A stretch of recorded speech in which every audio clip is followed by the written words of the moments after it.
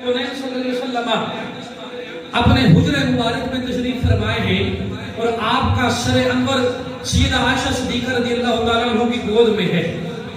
میرے آقا سرور کونین صلی اللہ علیہ وسلم آسمان کی طرف دیکھ کر آسمان کے ستارے گن رہے ہیں۔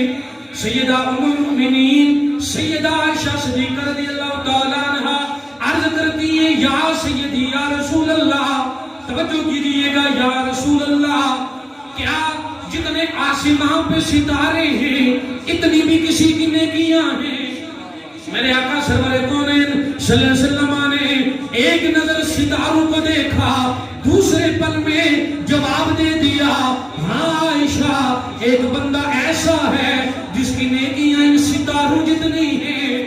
آپ سے بیٹھے ہیں، آپ سے میں پوچھوں، یہ کتاب میرے ہاتھ سے اس نے صفحات کتنے ایک دم کوڑے جو کوئی ایسا بندہ ہے جو دس کرنا جی مولوی صاحب اتنے سب نہیں ہیں۔ حضور کی علم غیب کا اندازہ لگایا کہ میرے آقا نے ایک دفعہ ستاروں کو دیکھا تو گویا پتا چلا میرے آقا نے پل بھر میں سارے ستاروں کی گنتی کر ڈالی۔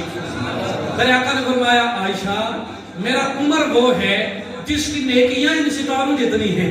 اللہ اکبر کبیرہ۔ سیدہ عائشہ کہتی ہے، یا رسول اللہ، میرے دل میں خیال تھا کہ آپ میرے بابا صدیق کا نام لیں گے۔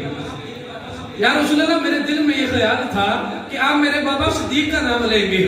آقا کے جملے سنیے، میرے آقا فرماتے ہیں، عائشہ، بلے عمر کی نیکیاں ان ستاروں جتنی ہیں، لیکن کل قیامت کے دن ایک عمر نہیں، ساری امت کی نیکیاں ایک پلڑے میں رکھ دی جائیں اور ایک پلڑے میں صدیق کی غار والی نیکی رکھی جائے تو صدیق کا پلڑا تب بھی بھاری ہوگا۔